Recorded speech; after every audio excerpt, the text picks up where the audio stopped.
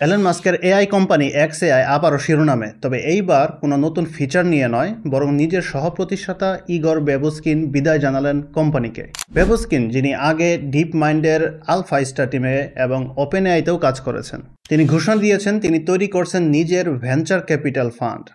কি একটা অবস্থা, সবাই যার যার মতো করে নতুন করে কোম্পানি শুরু করছে। এই ভেঞ্চার ক্যাপিটালের ফোকাস হবে এআই সেফটি আর মানবতার উন্নয়নে কাজ করা একটা স্টার্টআপ হতে যাচ্ছে এটি। এইগুলো দিয়ে শুরু হয়, তারপরে গিয়ে সবাই প্রফিটের দিকে চলে যায়। তবে এই যে তিনি বিদায় নিচ্ছেন এক্সএআই থেকে, এই বিদায়টা এসেছে একেবারে অস্বস্তিকর একটা সময়ে।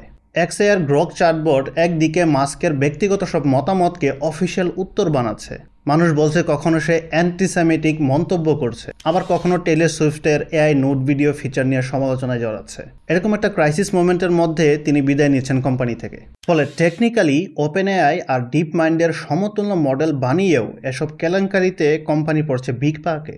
তার উপরে মাত্র 3 মাসে এক্সএআই মেমফিসে সুপার কম্পিউটার বানিয়ে ফেলেছে, কিন্তু সেটা চালাতে তারা ব্যবহার করছে গ্যাস টারবাইন।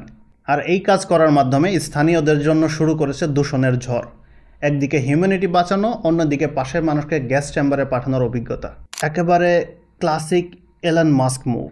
বেবুস্কিন নিজেই বলেছেন এলন মাস্ক থেকে তিনি শিখেছেন 2টা জিনিস: ফেয়ারলেস প্রবলেম সলভিং আর এরকম ম্যানিয়াকাল আর্জেন্সি।